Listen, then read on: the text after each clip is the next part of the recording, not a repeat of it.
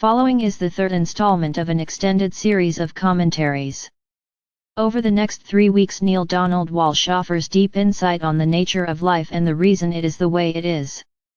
This week Neale's topic is, Embarking on the Journey, Keeping Body and Soul Together. I said in this space last week that I would next discuss the reason for our temporary and selective amnesia during our life on Earth, the reason that we have to forget who we are in order to remember and experience who we are. I said that, but today I am going to move in a different direction and get to that piece next week, because I find myself today wishing to express more clearly something I said here in my last entry, so that confusion might be avoided. Last week I made the following statement: if you believe that life has anything to do anything at all with the needs or goals or accomplishments of your body, then you haven't understood anything at all about the purpose of your existence, about the reason you, a spiritual being, chose to travel through time and space with your body and dwell in the realm of physicality.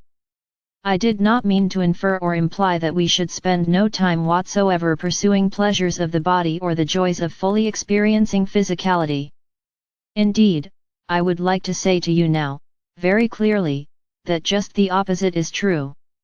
We have brought ourselves here from the realm of the spiritual to the realm of the physical for the specific purpose of experiencing with joy all the wonders and the beauty and the treasures that can only be found in physical life. Only. Yes, only. Certain treasures can only be found in physical life.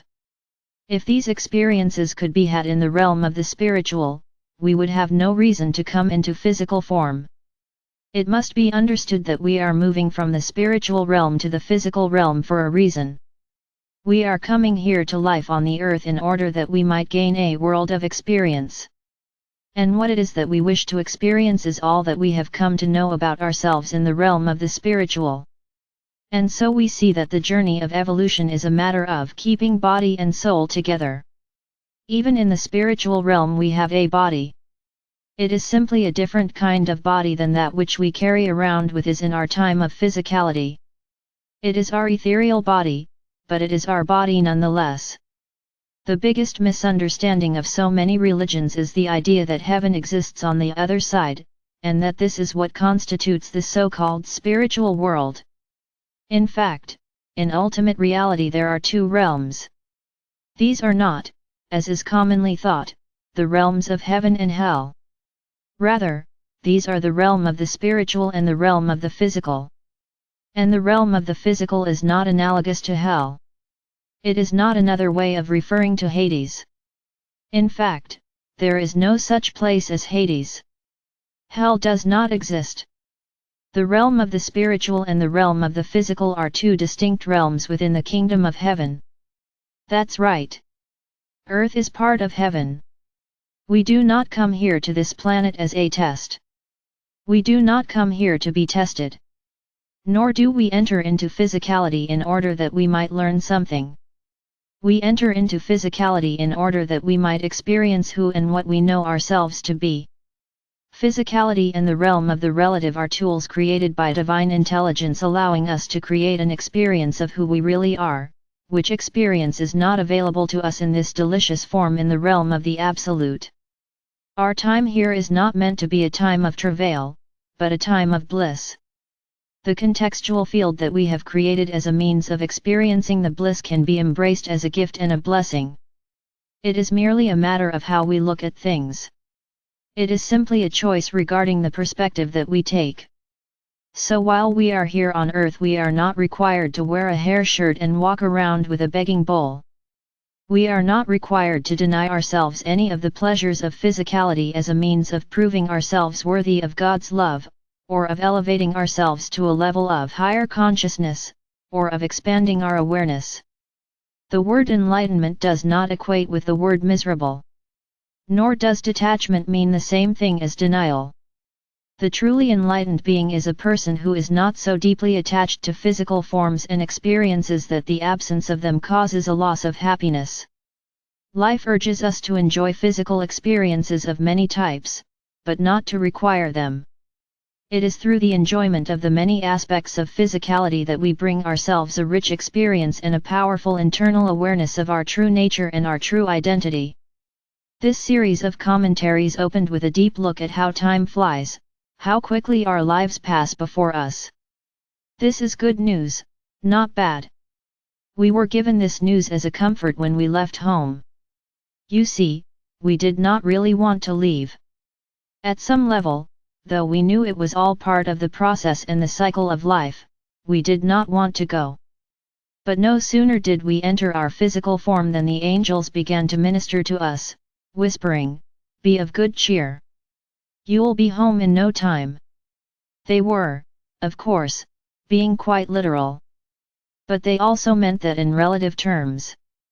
They were conveying to us that our time here would pass very quickly. It would be like the blink of an eye.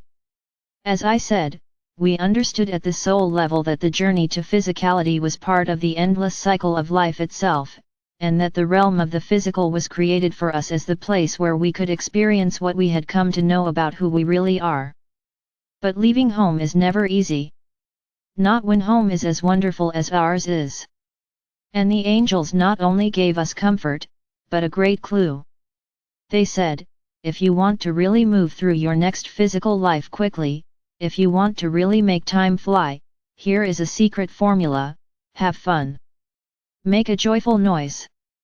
You will find that your physical life will be over before you know it. What a great piece of information! What a marvelous secret! What a terrific insight! Humanity has taken this insight and reduced it to 7 words: time flies when you are having fun. Fun and joy are the jet fuel in the engine of life. We can have the experience of moving through our physical life quickly, and being home again very fast, by just having fun. I recently had this exchange. From Karen, apparently Einstein said something like, if we feel the day to be going quickly, we are moving through time fast. Similarly, if the day seems to be dragging, we are moving through time more slowly. I wonder what we do or fail to do to create one or the other experience. Interest or lack thereof in what we are doing, I suspect. My response: what we are doing to create one or the other experience is having fun. If we are having fun, time moves quickly. If we are not, time moves slowly. A happy person packs more into a day than a sad person ever will. The question is, how does a person become happy? The answer: happiness is not something we obtain from any moment, it is something we bring to it. Happiness is not a reaction, it is a creation. A master is not one who is happy because something happens. A master is one who is happy and then something happens. And the marvelous thing about being happy is that it requires nothing. Nothing but a decision. Remember that always. It is an amazing piece of wisdom. Nothing is required to be happy but a decision. It is a simple choice to notice that everything is perfect just the way it is. As my son is fond of saying, it's all good. So I want to make it clear here that enlightenment is not about self-deprivation, it's about just the opposite. It's about celebration. You are invited by life to celebrate yourself and to enjoy all the pleasures of life. And you are invited to notice that part of the process of your evolution is to look to see what you call pleasure. For it is by what we call pleasure that we can measure the degree to which we humans have evolved. Our pleasure is our measure. So when I said that your life has nothing to do with your body, I did not mean that you are supposed to ignore your body, or step aside from its pleasures. Yet you may wish to redefine them. Does it bring you pleasure, for instance, to fill the lungs in your body with cell-killing smoke? Then do so. Does it bring you pleasure to watch other people hurt each other in what you call sport? Then do so. Do you want to know how highly evolved you have become? Simply look to what you call pleasure. Humanity as a whole can do the same thing. What do we call sport? What do we call pleasure? What do we call enjoyable? I also meant to convey in my comments the other day that your body is not the beginning and the end of your experience here upon the earth. Bodily pleasures are outcomes, not goals. They are part of the process of life, not the process itself. Indeed, it is when we focus primarily on the goal of meeting our bodily needs and desires that we rarely do. And even in the few moments when we do, it is never enough. Because the more the body gets, the more the body wants. Yet when we come to the understanding that what we are here for is the evolution of the human soul, we suddenly change our focus, and the irony is that with this shift, all the peace, all the joy, all the happiness, all the bliss for which our body was yearning can be experienced right here, right now. All the safety, all the security, all the opportunity to express and experience the simple joys, are ours. That for which we have been struggling comes to us without effort. This is the wonder and the glory of the spiritual journey. Yet it can only be encountered and experienced by those who have embarked on the journey itself. With pure love, Neil.